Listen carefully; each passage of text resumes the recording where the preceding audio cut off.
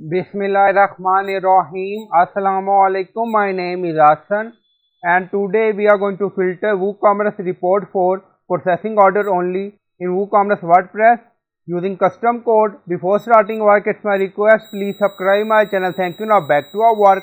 So we are in WordPress dashboard and we are in WooCommerce report section, and then we are in orders, sale by date, and we select year, and then you see gross sales in this period 3868. So this sale includes processing order, completed order and on hold order, but we are going to filter sales by date for processing order only, and then we are going to export CSV. Now go to dashboard. On left side you see plugin, so click on add new plugin. Then in search plugin write WP code.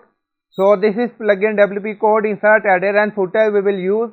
So you will install this plugin and activate it, and after activation on left side you see code snippet, and then you see add snippet, so click on it. Then you see add your custom code, so again click on it. Now create custom snippet section open, scroll down, you can add title here, then you see code preview.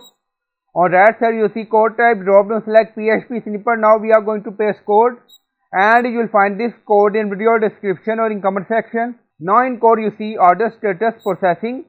Again you see when accessing the specific report, order status processing, and then scroll down you see insert method auto insert, location run everywhere. On top you see inactive now active, and then click on save snippet. Now snippet created and saved. Go to report section again. So we are in sale by date and we are in year, and then you see 3868. Now refresh the page, and now you see 386.52. so this is for processing order only, and if you want you can click on export CSV and then click on save. So you can open it, and that report show only report for processing order only.